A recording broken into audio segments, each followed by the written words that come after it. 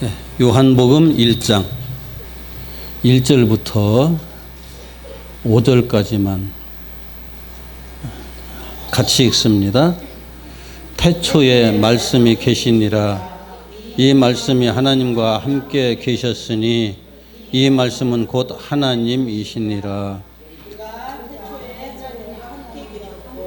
만물이 그로 말미암아 지은 바 되었으니 지은 것이 하나도 그가 없이는 된 것이 없느니라. 그 안에 생명이 있었으니 이 생명은 사람들의 빛이라. 빛이 어두움에 비치되 어두움이 깨닫지 못하더라. 아멘. 자, 이것을 이해하기 위해서는 창세기 1장을 같이 봐야 돼요. 창세기 1장 1절부터 8절까지 같이 봅시다. 시작.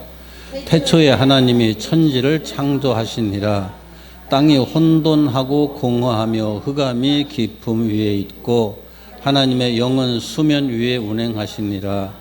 하나님이 이르시되 빛이 있으라 하시니 빛이 있었고 그 빛이 하나님 보시기에 좋았더라. 하나님이 빛과 어둠을 나누사 하나님이 빛을 낮이라 부르시고 어둠을 밤이라 부르시니라. 저녁이 되고 아침이 되니 이는 첫째 날이니라. 거기까지만 봅시다. 요한복음 1장에서 첫머리에 태초에라고 했잖아요. 창세기 1장도 첫머리에 태초에 하고 시작해요. 이 태초에라고 하는 것은 요한복음 1장이나 창세기 1장이나 모든 시간의 역사가 시작되기 직전, 이건 시간과 공간의 역사가 시작되기 직전에 대한 표현이기 때문에 시공간을 초월한 상태를 얘기하는 거예요. 거기에서 출발을 하니까 우주 만물이 탄생되면서 이렇게 형성되면서 시간과 공간의 역사가 시작이 되거든요. 좀 이렇게 이제 좀 어려운 얘기지만은 물리적인 세계에서만 시간이 있어요. 물리적인 세계에서만 공간이라는 게 있어요. 영적인 세계에는 우리가 지금 보는 시간이나 공간이라는 개념이 사라져버려요. 하나님은 그래서 시간과 공간을 초월해서 존재하고 계시죠. 항상 하나님께서는 천년이 하루 같다. 요즘 좀 고급스러운 말로 다시 표현을 하면은 하나님께는 영원이 순간이고 순간이 영원이다. 그런 의미예요. 우리에게 영원이라는 것은 상상도 할 수 없는 시간이잖아요. 그런데 하나님께는 그 영원이 우리가 상상도 할 수 없는 시간이 한순간과 똑같다는 거예요. 그러니까 하나님은 시간에 아무 상관없이 계시는 분이다. 그분이 창조주이신 거죠. 창조주. 그러니까 하나님이 내가 뭘 창조해 놓고 나서 거기에 갇혀 계시는 분이 아니에요. 우리들은 우리 집을 쳐놓고 우리 집 안에 살잖아요. 그런데 이 우주가 하나님께서 창조하시는 집이 될 수 있을까요? 하나님이 집이 될 수가 없어요.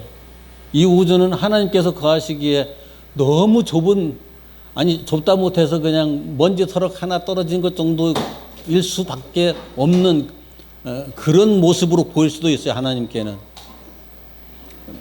그러기 때문에 우리가 우주를 대단한 어마어마하게 큰 그런 공간처럼 느껴지고 우주에서 진행되는 시간이 정말 항구적일 것, 영원할 것 같이 느껴질지라도 하나님께서 보실 때는 아무것도 아닌 거예요. 그게. 하나님께서 만들어 놓으셨기 때문에 하나님께서 언제든지 거두시면은 또 사라져버리는 그런 것에 지나지 않으니까. 그래서 하나님을 우리가 제대로 이해를 해야 성경이 접근할 때 우리가 오해를 하지 않아요.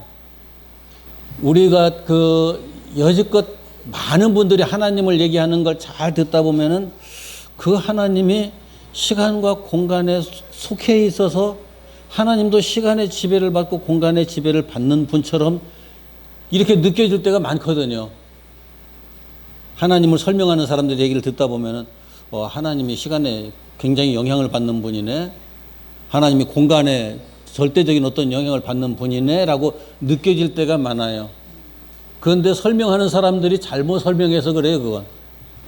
하나님에게는 천지를 창조하실 때나 지금이나 똑같은 시간이에요. 그냥 시간이라는 개념 자체가 없으니까, 우리가 시간이라는 표현을 쓰니까 그렇지, 하나님께는 그때나 지금이나 똑같은 거고, 이 세상 모든 우주의 역사가 다 끝날 때까지도 하나님께서는 천지를 창조하실 때나 그때나 똑같은 거예요. 다르지 않아요. 바로 그 순간인 거죠. 그래서 우주를 창조하기 전에도 하나님은 계셨고, 우주가 이 우주의 역사가 다 지나간 후에 마지막에도 하나님은 계신다고요, 여전히. 그래서 태초에 말씀이 계시니라 하고 얘기를 시작하는 거예요. 그런데 이 말씀이 하나님과 함께 계셨으니 이 말씀은 곧 하나님이시니라 라고 얘기하잖아요. 그런데 이제 우리나라 말로 말씀하면은 뭘 의미해요? 내 입에서 나오는 말. 사람들의 입에서 나오는 말. 그걸 의미하는 것처럼 들리잖아요. 그런데 그 말이 입에서 나오기 전에는 말이 아닌가요? 입에서 나오기 전에는 말이라고 안 하죠. 그런데 우리가 쓰는 언어에는 소리의 언어가 있고 소리가 아닌 언어가 있어요. 소리 언어는 이 입에서 무슨 소리를 낼 수 있는 사람만이 쓰는 언어예요. 그런데 이렇게 하는 언어도 있잖아요. 이걸 좋다라고도 얘기를 하고. 이건 우리가 비언어라고 말을 하는데, 비언어라기보다는 또 다른 형태의 언어인 거죠. 눈짓만 가지고도 말을 주고받잖아요. 눈짓만 가지고도. 그러니까 우리가 표정으로도 말을 하고 손짓 발짓으로도 말을 하고 여러 가지 형태로도 말을 해요. 말이라는 것은 상대방과 소통하는 도구인 거예요. 상대방과 소통하는 도구. 이게 말이에요. 그러니까 어린 애기가 옹알이를 해도 엄마들은 알아듣잖아요. 옹알이 하는 거 가지고도. 그러니까 그게 정상적인 말은 아니죠, 분명히. 정상적인 말은 아닌데 그 아이가 표현하고자 하는 것을 어떤 때는 답답하면 울어버리기도 하는데 무엇 때문에 우는지를 또 알잖아요, 엄마들은. 이게 그래서 이 언어라고 하는 것이, 말이라고 하는 게 그렇게 단순하지가 않아요. 어떤 경우에도. 그런데 여기서 이제 우리 성경에서 여기 요한복음에서 태초에 말씀이 계시니라 할 때 그 말씀이 어떤 의미냐면은 헬라어로 로고스라는 말이에요. 헬라어로 로고스. 로고스라는 말인데 이건 원리, 원칙, 기준, 법. 크게 이제 이야기를 한다고 그러면 이런 다양한 의미들이 있는데 원리, 원칙, 기준, 법, 대표적으로 이런 의미를 가지고 있어요. 그래서 태초에 원리가 계신다, 원칙이 계신다, 기준이 있었다, 법이 있었다. 그런데 이거 원리, 원칙, 기준, 법 해버리면은 이건 인격이 아니잖아요. 그건 인격이 아닌데 여기 계시니라 하면서 인격적 표현을 붙여요. 원리, 원칙, 기준, 법이라는 것이 그냥 우리가 논리적으로 말하는 어떤 문장의 어떤 그 의미들을 거기다 담고 있는 것 정도.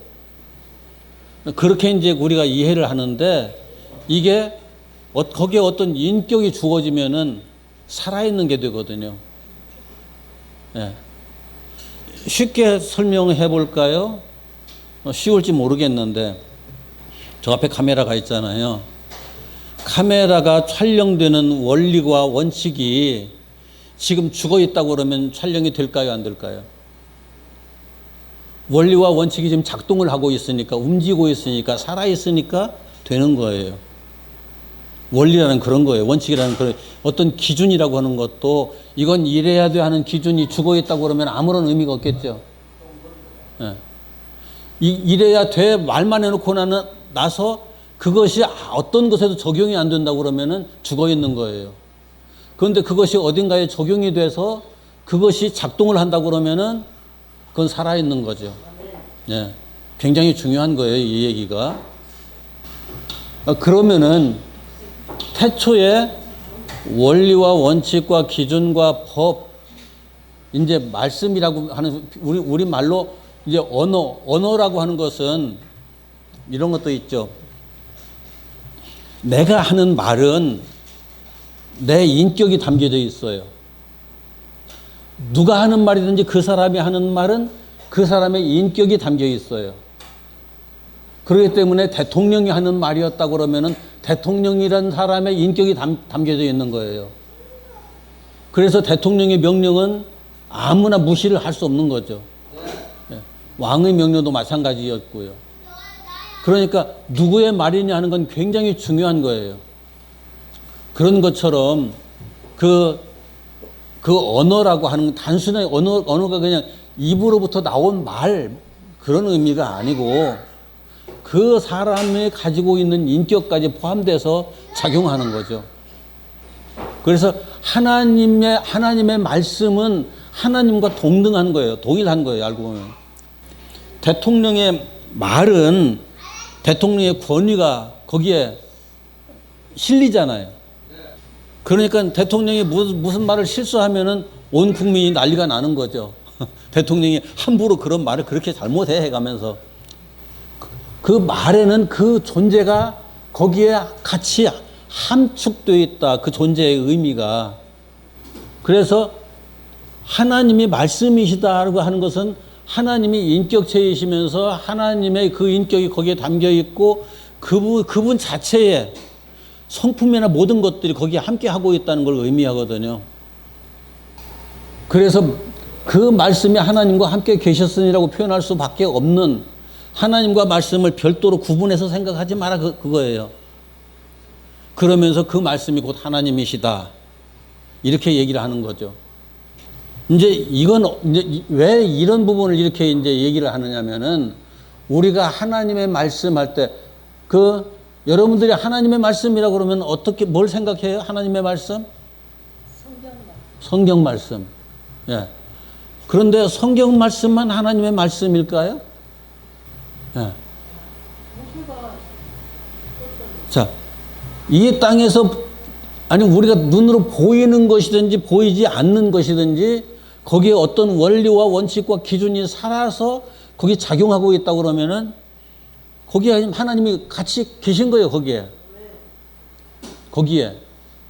그래서 하나님이 안 계신 곳이 없는 거예요. 안 계신 곳이 없고 안 계신 시간이 없는 거예요. 우리가 물리적인 차원에서는 어떤 존재는 어디 한 곳에만 딱 머물러 있을 수밖에 없잖아요. 우리 인간은 물리적인 존재이기 때문에 그런 한계성을 가지고 있어요. 하나님은 절대 그런 한계성이 없어요. 시공간을 창조해 놓고 시공간 안에도 계실 수 있지만 시공간을 초월해서 그 모든 걸 가슴에 품었다. 손에 쥐고 있다. 하나님 안에 있다. 어떻게 표현을 해도 정확한 표현은 아니에요. 이건 물리적인 표현들이기 때문에. 하나님은 물리적인 존재가 아니시니까, 신이시니까. 그런데 우리는 물리적 존재이기 때문에 어떤 표현을 해도 물리적인 표현밖에는 할 수가 없어요. 그 이상 할 수가 없어요. 있다, 없다, 간다, 온다, 전부 다 물리적인 얘기잖아요. 하나님은 있다, 없다, 간다, 온다라는 말이 적용이 안 돼요, 아예. 어디 계신다, 안 계신다, 그런 것도 적용이 안 돼요, 아예. 존재 자체가 다르니까. 이런 것에 대한 이해를 정확하게 해야 하나님에 대해서 접근해 가는데 우리가 어떤 한계성에 부딪히지 않는다고요. 하나님을 내가 생각하는 생각의 한계성 속에 딱 집어넣어 버리면은 하나님은 바로 그렇게 제한을 받아요. 내 생각 속에서. 하나님이 제한을 받으시는 분이 아니라 내 생각 속에서 하나님을 제한해 버린다고요. 이게 굉장히 중요한 얘기들이에요. 그러니까 하나님 나와 함께 하십시오. 그 말이 맞을까요? 안 맞을까요?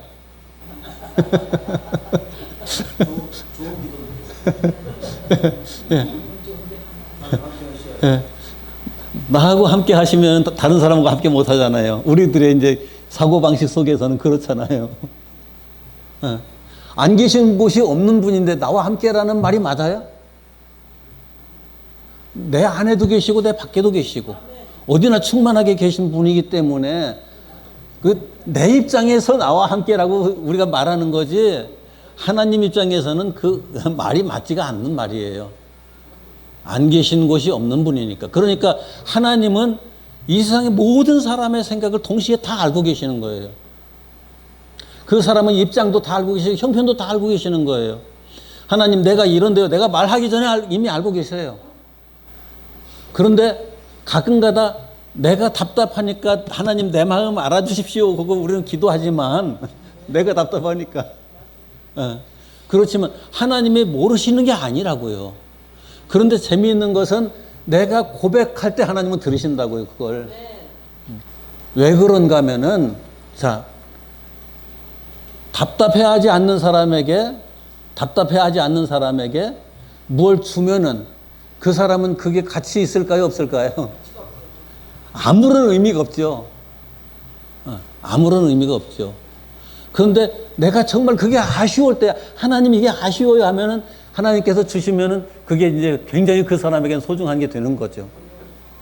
하나님이 인색해서 없어서 내가 아쉬워할 때까지 기다리시는 것이 아니라 그걸 주면은 그 사람이 그 가치의 소중함을 느끼고 소중하게 관리할 수 있기 때문에 그걸 하나님께서 보시려고 그렇게 하시는 거예요. 내 생명이 얼마나 소중해요? 내 시간이 얼마나 소중해요? 생명을 나누는 것이 시간이잖아요. 내 시간 다 써버리면 내 생명도 사라져버리잖아요. 이런 것도 생각을 안 하는 사람들이 너무 많아요. 내 시간을 내가 지금 사용하고 있다고 생각할 때 나는 내 생명을 지금 거기다가 쪼개서 나누고 지금 지불하고 있는 거거든요. 여기서 1초를 지나면은 1초만큼 내 생명 잘라서 주는 거예요. 투자하는 거예요. 어디엔가. 지금 하나님의 말씀을 듣는데 내 생명을 투자하는 거예요, 이게. 그런데 이건 내 생명을 하나님의 말씀에다 투자했다고 하는 것은 그만큼 그게 내 생명보다 더 가치 있는 것이기 때문에 투자를 해도 괜찮아요. 내 생명보다 더 가치 있는 걸 얻기 위해서 내 생명을 투자하는 건 얼마든지 할 수 있잖아요. 그런데 내 생명보다 가치 없는 것을 위해서 내가 생명을 투자한다고 그러면 그게 현명한 사람일까요? 그건 절대 현명한 사람이 아니죠. 제가 그래서 요즘 시간을 쓰는데 많은 부분에 대해서 신경을 많이 써요. 이게 내 생명보다 소중한 것인가? 아닌가?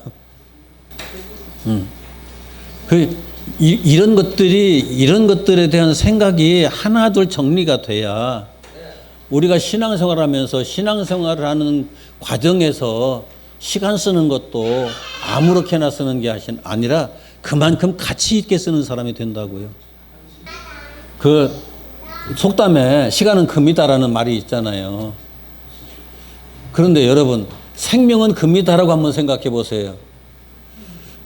동의할 수 있어요? 예. 시간은 금이다라는 말을 들으면서 아 그렇구나라고 생각을 하지만 생명을 금이다라고 하면 내 생명을 금하고 바꿔? 말도 안 되는 얘기 그러잖아요. 아무리 제가 그 시골교회 이렇게 심호할 때 우리 동네 이장님이 계셨거든요. 이장님이 암이 걸려가지고 이제 병원에서 한 달 못 산다고 얘기를 하더라고요. 병원에서 이번에 제가 이제 그 얼굴 보러 갔었는데 제가 그때 전도사 시절이었어요.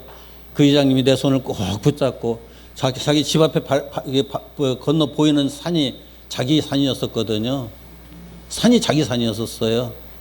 그런데 자기 집 앞에 그 산이 전부 다 금덩어리라고 해도 지금 자기에겐 아무 쓸모 없습니다. 전도사님. 그러면서 눈물을 뚝뚝 흘리더라고요. 그 산이 다 금덩어리라고 해도 내가 지금 죽게 생겼는데 무슨 의미가 있어요? 아무런 의미 없잖아요. 그러니까 내 생명이 소중한 거지 금이 소중한 게 아니에요. 그런데 우리는 속았어요. 시간이 금이다. 아니에요. 시간은 생명이고 생명은 금과는 비교할 수 없는 가치를 가진 거예요. 이런 것들이 하나 둘 이해가 되어야 이게 우리의 생명은 상대적인 것이 아니거든요. 이건 절대적인 거거든요. 금은 상대적인 거잖아요. 이런 걸 이해를 해야 돼요.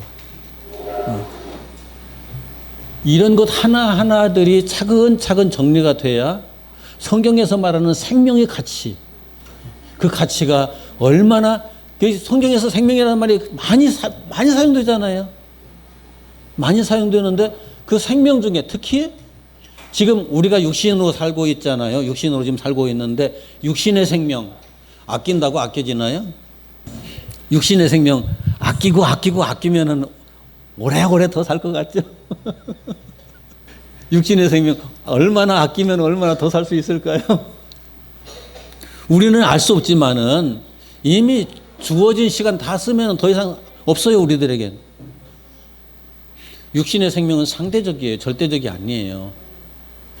이 육신의 생명에 속한 것들을 지불하고 성경에서는 영의 생명을 네가 소유해라라고 말씀하고 있는 거고, 우리가 신앙생활 하는 것도 이 육신의 생명을 지금 지불해 가면서 영의 생명을 소유하기 위한 과정이에요. 그런데 영의 생명은 하나님의 형상인 거죠.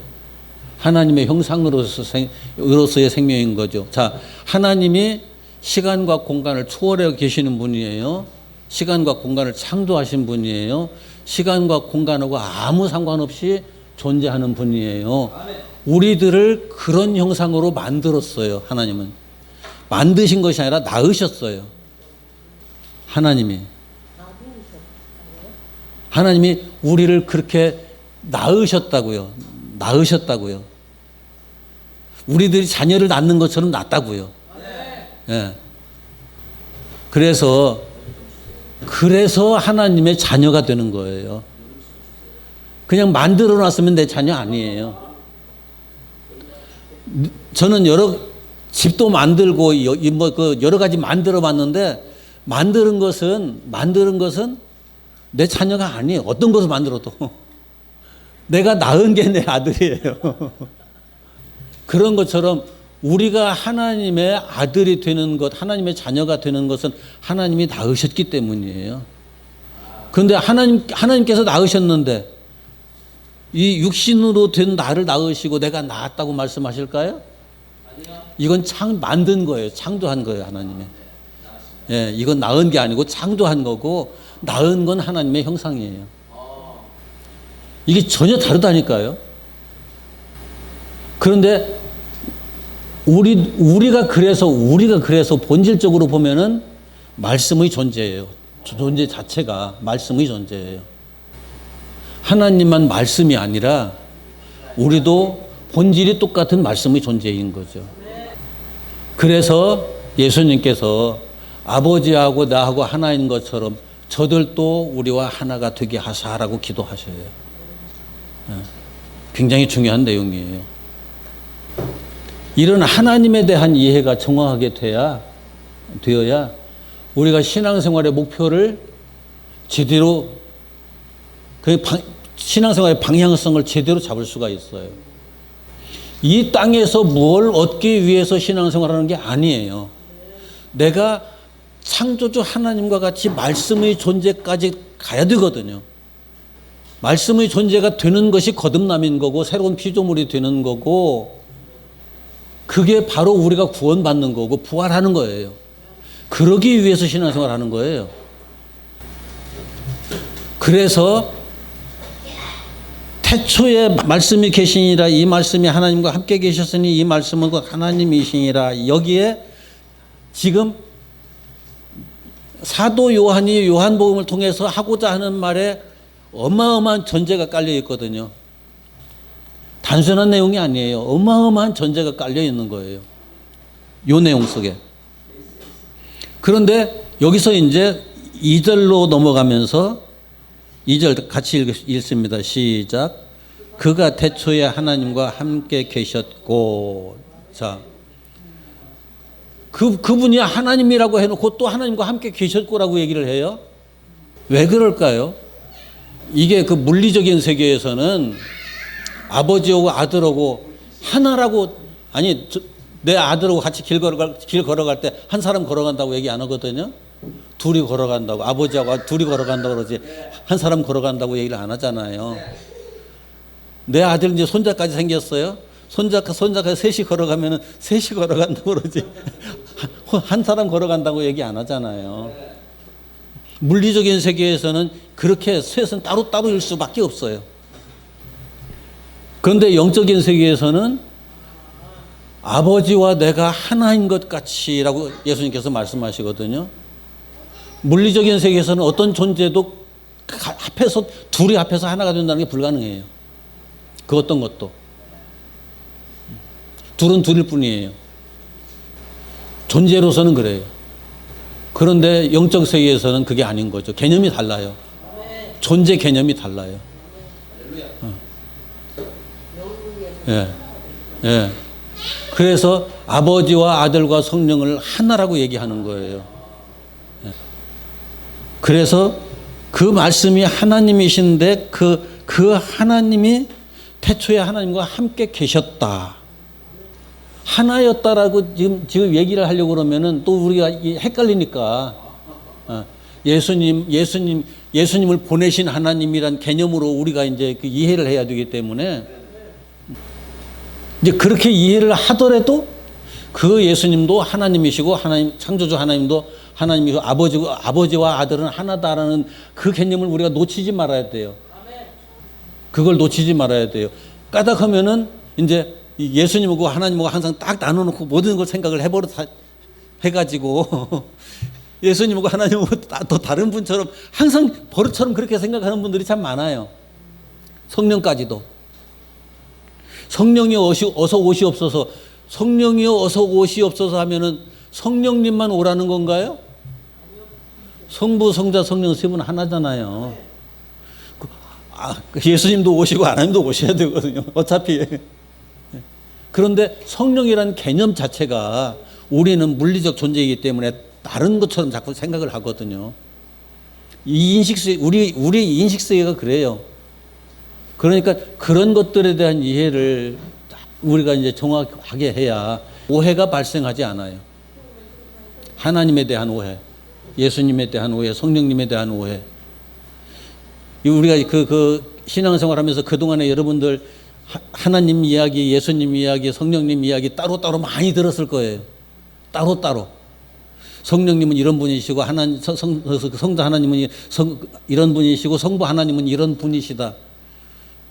세 분이 다른 것처럼 또 들려버리잖아요. 세 분이 다른 분이 아니라고요.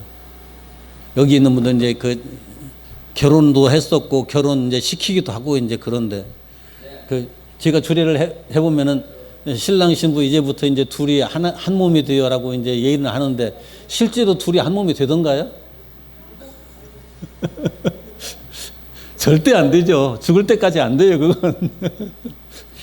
얼마나 속을 썩여가면서 내 마음 전혀 알아두지도 못하고 나도 상대방 마음 모르겠고 그건 하나 되는 게 아니잖아요. 따로따로잖아요, 끝까지. 그런 하나 되는 얘기하는 게 아니에요. 성부, 성자, 성령, 삼위 하나님은 그래서 물리적인 논리밖에 펼 줄 모르는 사람들은 어떻게 아버지와 아들이 하나가 되냐, 말도 안 돼 해가면서 아버지와 아들은 서로 다른 거야라고 계속 말하는 사람이 있어요. 그런데 물리적인 세계에서 밖에 더 이상 그 사람들은 생각이 안 돌아가니까 그래요. 물리적인 세계를 벗어나 버리면은 존재가 다르다는 걸 이해를 해야죠. 그런데 3절 읽습니다. 3절 시작. 만물이 그로 말미암아 지은 바 되었으니 지은 것이 하나도 그거 없이는 된 것이 없느니라. 예. 자, 아까 이제 그 말씀이 원리와 원칙, 기준, 법이라고 그랬잖아요.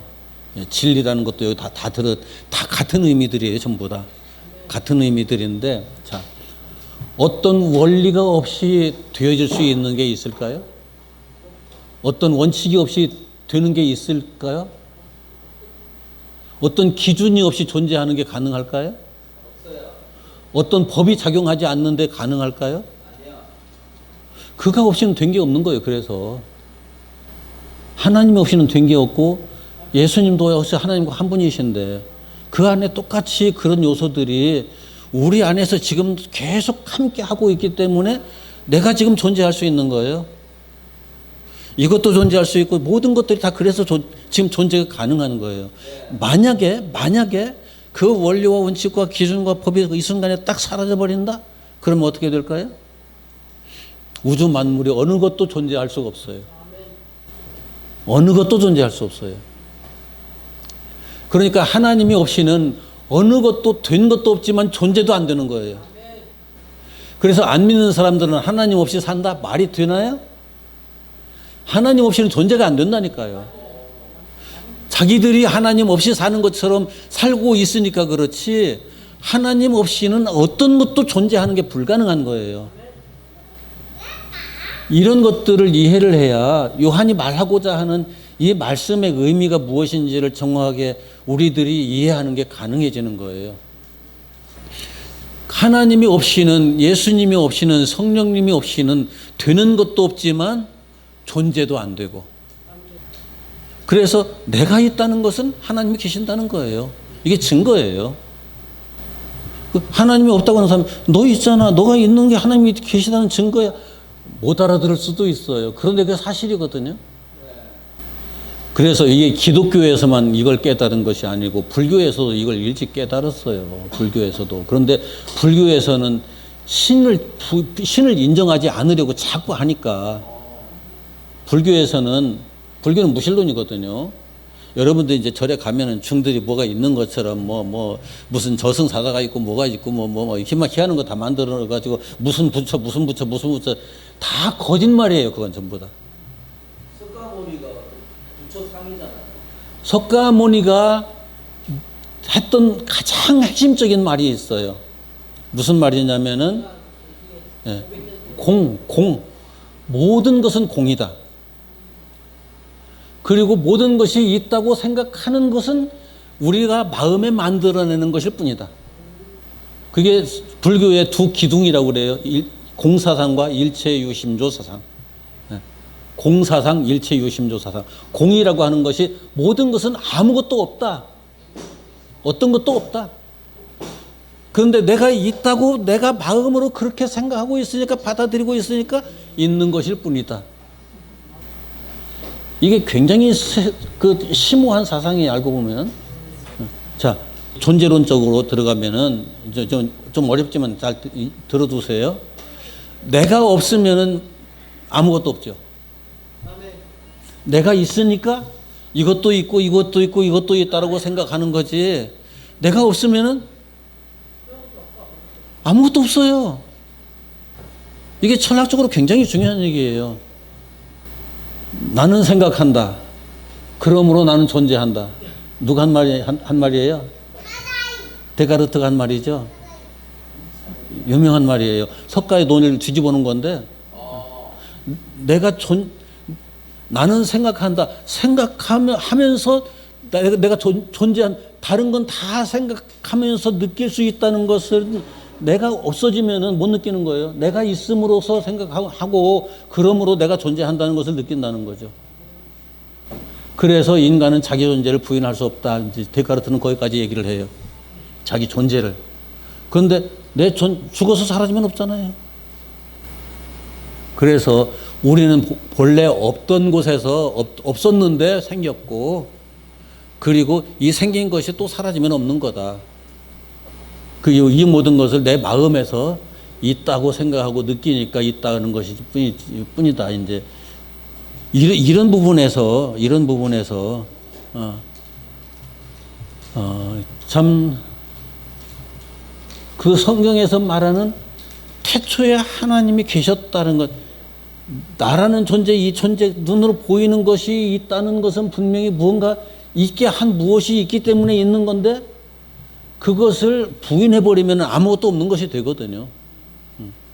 이제 불교적 관점인 거고, 그것을 일단 있다고 인정을 해놓고 그 있음이라는 것에 어떤 원리에 의해서 있게 된 것일까, 물리적인 세계에서는 그 원인을 찾을 길이 없어요.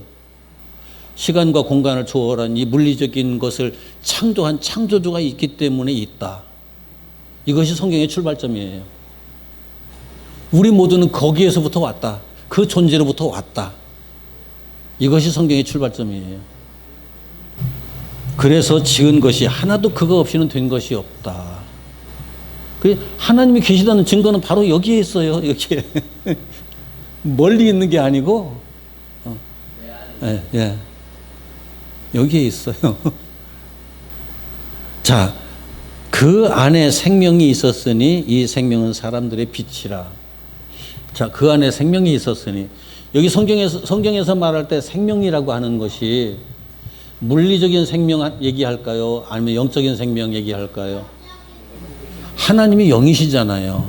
하나님이 말씀하실 때 어떤 생명을 말하겠어요? 물리적인 생명은 하나님 관심 없어요. 네. 물리적인 생명은 언젠가 사라질 생명이잖아요. 영으로서의 생명, 영원한 생명이거든요. 그 생명에 하나님께서 관심이 있는 거지, 하나님께 관심이 있는 거지, 물리적인 생명에 관심 없어요, 솔직히. 관심 없다고 그러는 것은 좀 그렇지만은, 제가 이제 좀 과장해서 표현하는 게 그런 거예요. 하나님께서 주목하시는 건 당신의 형상이에요. 하나님의 형상으로서의 생명. 그 생명이 하나님 나라 가는 거지, 물리적인 생명체가 하나님 나라 가는 거 아니에요. 이건 이 땅의 역사로 끝나요. 이 땅의 모든 시공간의 역사가 끝나는 그 순간에 이거 다 끝나버려요. 그러니까 이 물리적인 것을 지불하고 이 물리적인 이 육신의 에너지와 시간을 지불하고 영원한 생명을 내가 취하는 거죠. 예. 이 과정이 우리가 신앙생활하는 과정이에요. 이것을 거듭남이라고도 얘기하죠. 이거 거듭나는 거다. 새로운 피조물로 거듭나는 거예요. 거듭난다는 것은 그 사람 마음이 바뀌었다, 생각이 바뀌었다, 그게 아니에요. 그래서 존재가 바뀌는 거예요. 그런데 존재가 바뀌었다는 것은 존재가 바뀐 다음에 그 사람에게 어떤 현상이 나타날까요? 존재가 바뀐 다음에? 내가 하나님 형상으로 바뀌었어요. 그 다음에 그 사람에게서 어떤 현상이 나타날까요? 내가 하나님 형상으로 바뀌었으면 땅의 것들에 가치를 둘까요? 땅의 것들에 가치를 안 두죠, 당연히. 세상 것들에 자꾸 욕망을 내가 품을 일이 생길까요? 누가 밉고 누가 더 이쁘고 그런 일들이 내 안에 생길까요? 이걸 초월하는 사람이 되는 거예요. 그런데 내가 거듭났다고 말하면서 여전히 욕심 부리고 여전히 화내는 일이 생기고 별것도 아닌 일이 확 그냥 얼굴이 화짝 펴고 이런 일들이 생긴다는 것은 아직 그 사람은 진정으로 거듭난 사람은 아니다. 거듭나는 과정에 있을 수는 있지만은 완벽하게 거듭난 사람은 아니다. 이런 것들에 대한 이해도 이제 같이 아울러서 할 수 있게 되는 거죠. 그런데 이제 무언가 저 사람이 계속 바뀌고 있는 게 보여요. 무언가 바뀌고 있는 게 보여요. 예전보다 훨씬 행복해 보이고 감사하는 모습들 보이고 즐거운 모습들 보이고 삶에 대한 이 땅의 삶에 대한 그런 애착은 그렇게 깊지 않지만은 그런데 무언가 우리가 생각할 수 없는 평소에 사람들이 생각할 수 없는 무언가 고귀한 가치를 추구하는 모습들로 보이는 것들이 느껴지는 거예요. 그게 그 사람이 그만큼 거듭남의 역사 속으로 들어가고 있다는 것을 확인해 주는 거죠. 가치관이 바뀌고 있잖아요. 존재가 바뀌면 가치관이 바뀌어요. 존재가 바뀌면 바뀌지 않을 수가 없어요. 그런데 거듭났다고 말은 하는데 사는 모습 보니까 똑같더라. 전혀 아닌 거죠. 그런데 우리가 육체를 가지고 사는 동안에 완벽하게 100% 거듭난 사람이 얼마나 될까. 그래서 바울도 내가 다 되었다 함도 아니고 다 이루었다 함도 아니라 오직 예수님의 손에 다 잡힌 바 된 그것을 나도 잡으려고 여전히 달려가는 사람일 뿐이다 라고 고백을 할 수밖에 없었어요. 바울이 다 된 사람? 아니에요. 자기가 다 되지 않았다고 고백을 해요, 그냥. 바울이 나를 닮아라 라고 말하지만은 그러나 자기가 다 되었다라고 말은 안 해요. 그럴 수가 없어요. 내가 죄인 중에 괴순이라라고 고백을 해요. 이게 육신을 가지고 사는 사람들이 육신의 한계성을 죽을 때까지 계속 확인할 수밖에 없거든요. 자, 여성분들 잘 들으세요. 여성분들. 그 사춘기 때 마음이 변하는 건 이제 이해를 하시죠. 사춘기 때 그런데 이제 50대 넘어서면은 갱년기를 맞이하죠. 예. 사춘기 때는 그렇게 뭐 심하게 그런 느끼지 않았던 것을 갱년기 딱 들어서면서 내 마음이 엄청나게 변한다는 걸 느끼죠. 내 마음과 생각이 엄청나게 변한다는 걸 느끼죠. 사소한 것에도 짜증내고, 그게 막 속이 막 뒤집어지기도 하고, 열도 받고. 그전 같으면 아무렇지도 않게 지날 일을 그렇게 지나치지도 않고, 괜히 혼자 불안해지기도 하고, 천국과 지옥을 왔다 갔다 하기도 하고, 안 겪었다는 것은 바빴다는 얘기예요. 예. 바쁜 사람들은 갱년기가 가볍게 지나가요. 그걸 생각할 겨를이 없으니까. 제가 사춘기를 거의 모르고 지나왔거든요. 정신없이 사느라고. 요즘 사춘기 애들 참 문제 많잖아요. 이렇게 예. 중학생, 요즘 일찍 시작하더라고. 중2서부터 시작해가지고. 목사님은 처음 들었는데 뭐 아직길래 사춘기가 안 왔어요? 초등학교 졸업하자마자 직업전선에 뛰어들었거든요. 정신없이 일했거든요. 그러니까 사춘기 얘기할 겨를이 없었어요. 조금만 정신 팔리면 바로 주먹 날라오고 몽둥이 날아오고 그런 세대 속에서 살았으니까. 예. 초등학교 졸업하면서 바로 직장에 뛰어들었으니까요. 그럴 겨를이 없었어요.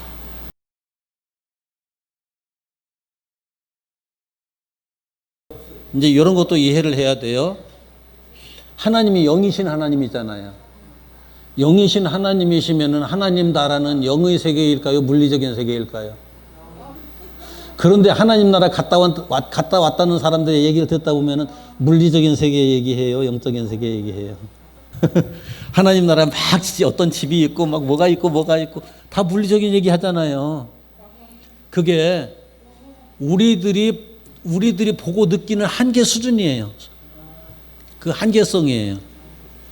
그 한계성 속에서 모든 걸 보고 느껴버리기 때문에 그 한계성 가지고 또 얘기할 수밖에 없어요. 영적인 얘기를 우리가 입 밖에 낼 수가 있느냐? 불가능해요, 우리는. 영적인 언어를 가지고 있지 않아요, 아예. 내가 하나님에 대해서 시간과 공간을 초월한 하나님을 얘기를 했지만은 시간과 공간을 초월한 존재에 대해서 한번 얘기를 해보세요. 가능한가? 우리가 표현할 길이 없어요. 그때부터. 자, 4절에 그 안에 생명이 있었으니 이 생명은 사람들의 빛이라. 자, 여러분들 이게 빛이란 말이 여러 가지 의미로도 표현되죠. 우리가 이제 이런 글을 읽을 때는 문학적인 차원에서 접근을 해야 돼요. 어차피 문학이잖아요. 네. 어차피 문학이잖아요. 빛이라는 의미가 문학적으로 어떤 것들을 의미해요? 광복절 할 때 광이 무슨 말이에요? 빛. 예. 그 광복절은 어떤 의미일까요?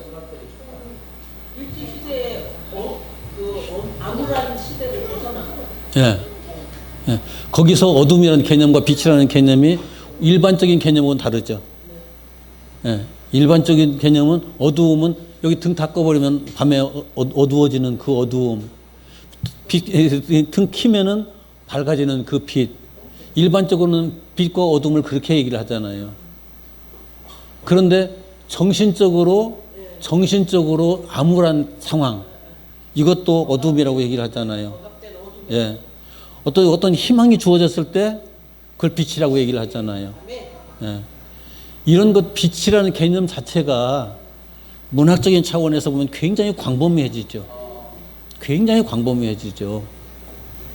자, 하나님께서 그 첫째 날에 빛이 있으라 하심에 빛이 있었고 그랬어요.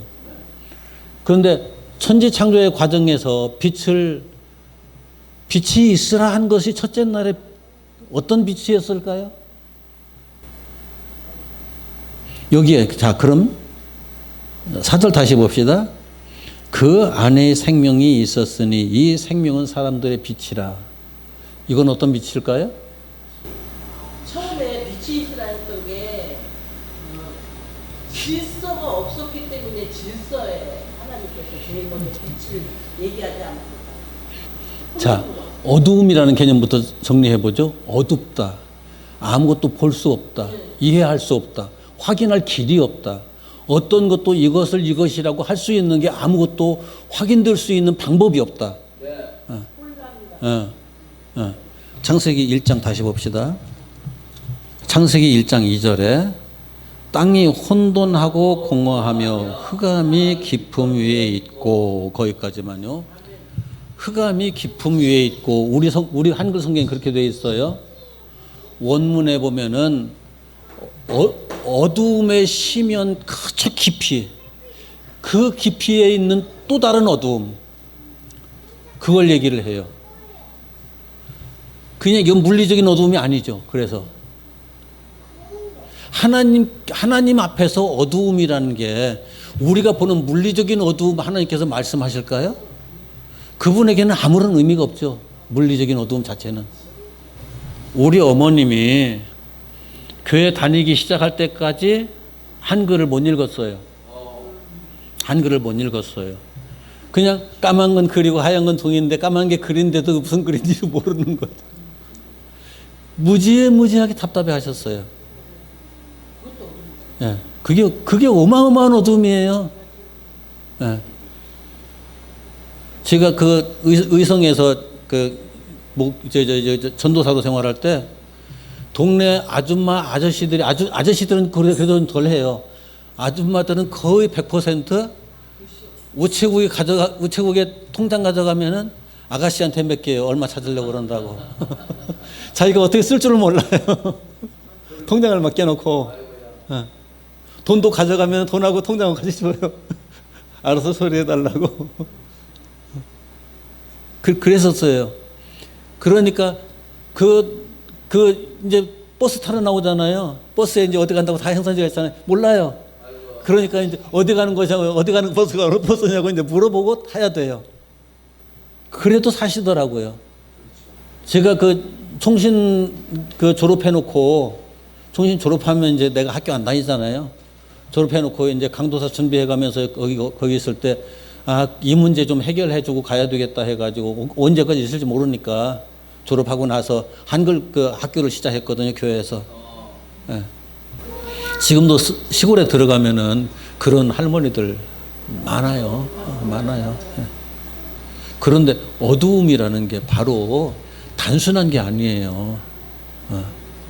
하나님께서 무슨 일을 하실 때 그 어떤 것도 적용되지 않은 상태, 어떤 원리도 원칙도 적용되지 않은 그 상태, 어떤 기준도 적용되지 않은 그 상태. 예. 이게 혼돈이죠. 여기 혼돈이라는 것이 뒤죽박죽이라는 것이 아니고 아무것도 정리가 되어 있지 않다. 예. 예. 공허하다, 텅 비어 있다. 있어야 할 것이 있어야 되는데 아직 아무것도 채워져 있지 않았다. 흑암이 깊음 위에 있다. 그 흑암이, 그러니까 어느 것도 이것이라고 할 수 있는 그것이 전혀 어떤 것도 원리를 적용하거나 이렇게 설명할 수 있는 것 자체가 전혀 없으니까. 전혀 없으니까. 그런 어두움이다. 그러니까 이게 물리적인 어두움과는 상상도 할 수 없는 그런 어두움인 거죠. 그런 어두움의 세계 속에 그런 문화를 거쳐온 사람들은 이해를 해요. 지금은 이 문명이 얼마나 발전을 했는지, 여러분들 지금 전화기 쓰시잖아요. 휴대폰 쓰시잖아요. 휴대폰의 원리가 어떻게 작동하는지 알고 쓰세요? 집사님은 알고 쓰세요? 그냥 내가 편하게 쓸 수 있도록 만들어놨으니까 쓰고 있을 뿐이지, 이 원리가 어떻게 작동하는지 알고 쓰는 사람 없어요. 컴퓨터 쓰는 사람도 마찬가지예요. 컴퓨터가 원리가 어떻게 작동하는지 다 알고 쓰는 사람 거의 없어요. 그런데 알고 보면 그 사람도 깜깜해요. 그 사람도 깜깜이에요. 고장나면 자기가 어떻게 할 줄 모르니까 이제 고치는 사람한테 가야 되는 거죠. 자기가 다 알고 있으면, 자기가 밝은 사람 같으면 자기가 다 하겠죠. 어두운 부분에 딱 부딪히니까 이제 못 가는 거예요. 그런데 태초에는 그게 완벽한 어두움이었다는 거죠. 거기에 빛이 있어라. 그 원리가 작동하기 시작했다는 거예요. 그 기준이 작동하기 시작했다는 거예요. 거기에 법이 작동하기 시작했다는 거예요.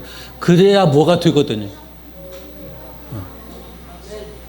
아까 얘기했잖아요.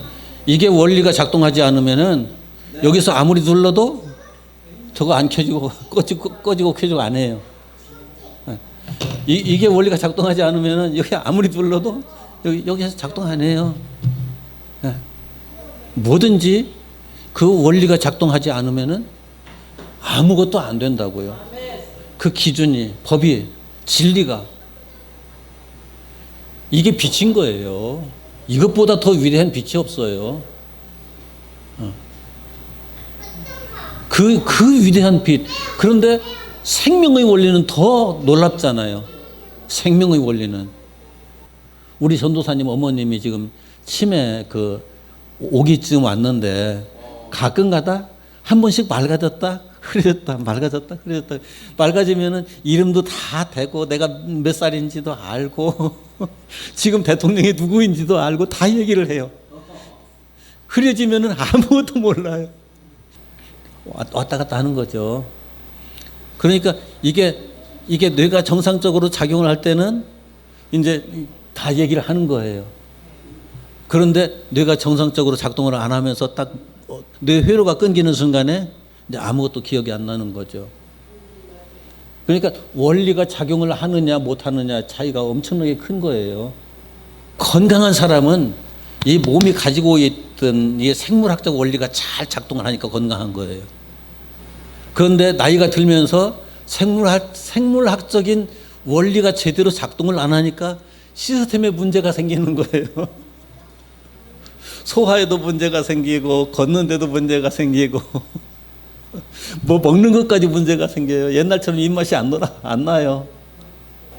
이게 이제 무너져 내리는 거죠. 차근차근. 이제 늙어간다 그런 거예요. 이거 어쩔 수 없어요. 육신을 가지고 있는 모든 존재들의 한계니까요. 사람만 그러는 거야. 다른 동물도 다 그래요. 그런 걸 이해한다고 그러면은 우리가 여기 빛이 있으라 함에 빛이 있었고라고 하는 그 내용이 바로 요한복음 4장에서 그 안에 생명이 있었으니 이 생명은 사람들의 빛이라. 그러니까 이 생명이라고 하는 것이 원리가 제대로 작동을 해야만 생명으로서의 가치가 그대로 온전히 보존되지, 원리가 작동하지 않으면 그 생명으로서 생명의 가치가 보존이 안 되는 거죠. 그런데 이제 여기에서 이제 요한이 딱 이제 복음으로 넘어가기 위해서 던지는 내용, 여기 이제 그 5절까지만 합시다. 5절 같이 시작. 빛이 어두움에 빛이 돼 어두움이 깨닫지 못하더라. 빛이 어두움에 빛이 돼 어두움이 깨닫지 못하더라.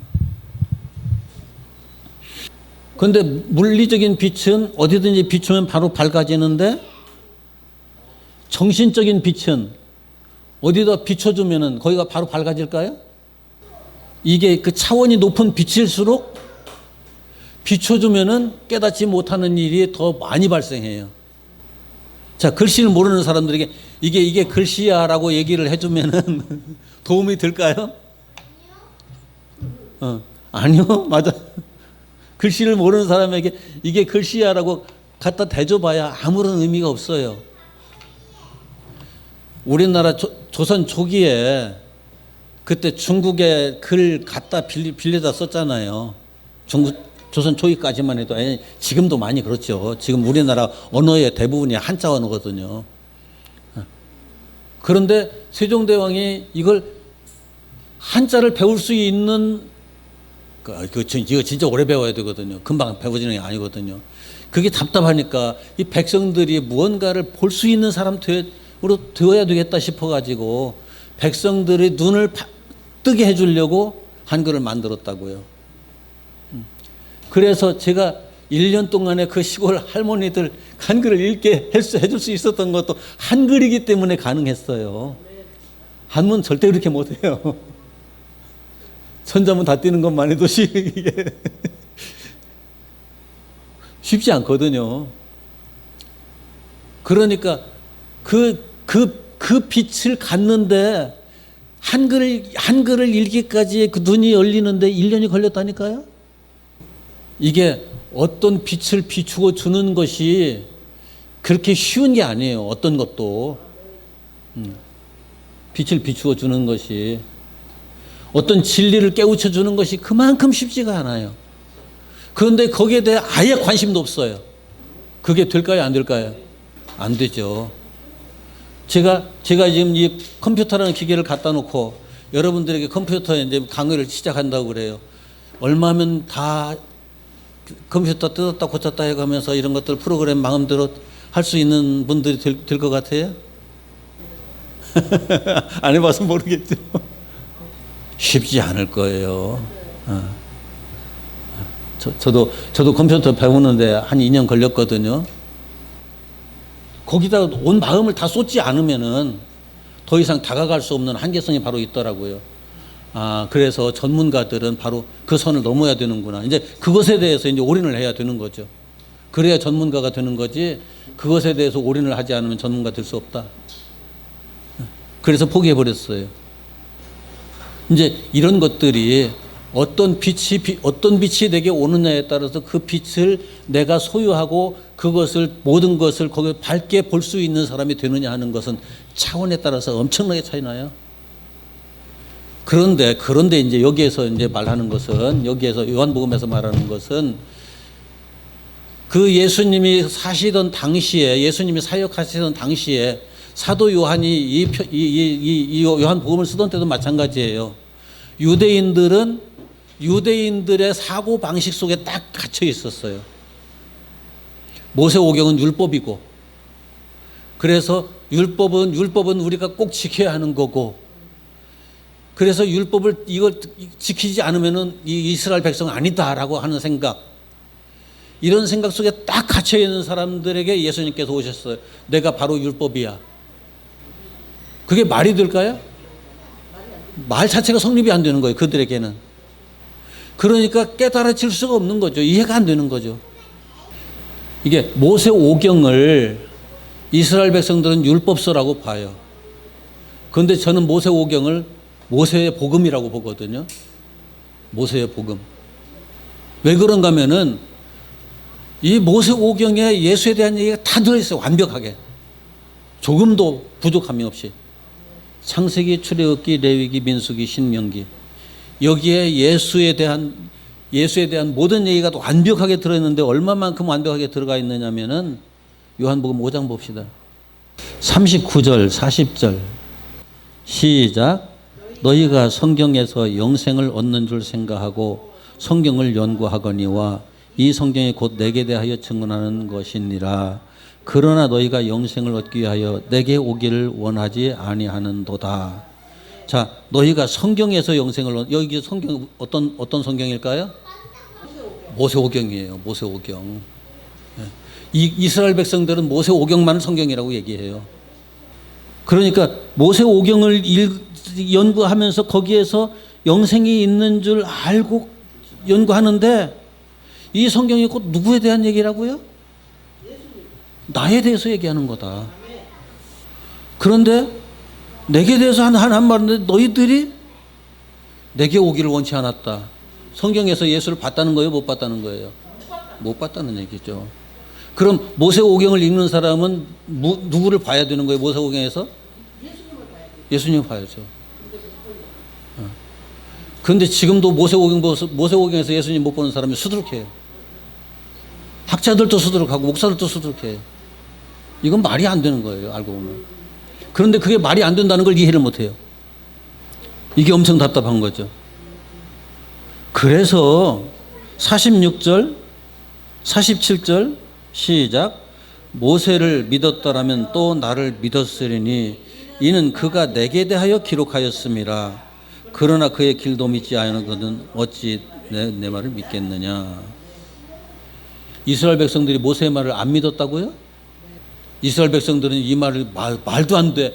우리가 모세오경을 얼마나 중요하게 생각하는데 쓰여진 글자대로 꽉 믿어가면서 쓰여진 글자에서 조금만 벗어나면 난리가 나는 거예요. 그런데 쓰여진 글자대로만 보니까 예수가 안 보이는 거예요. 그래서 모세가 기록한 그 글도 믿지 않는다는 것은 모세오경을 안 믿었다는 얘기거든요. 그런데 그 말은 이스라엘 백성들은 엄청난 도전이 말도 안 되는 모세오경을 눈 감고 외워도 딸딸딸 외우는 사람들이 수두룩하게 많은데 서기관들은 그렇거든요. 그러니까 보이는 글을 다 외운다고 예수를 아는 게 아니에요. 모세오경을 다 외운다고. 한 가지만 더 얘기하고 마칠게요. 모세오경이 어느 나라 말로 쓰였을까요? 히브리 말로. 히브리인들이 쓰는 히브리 말로. 그럼 이때 이 히브리인들은 어느 나라 말을 보는 거예요? 어느 나라 말과 글을? 자기네 나라 말과 글을 보는 거잖아요.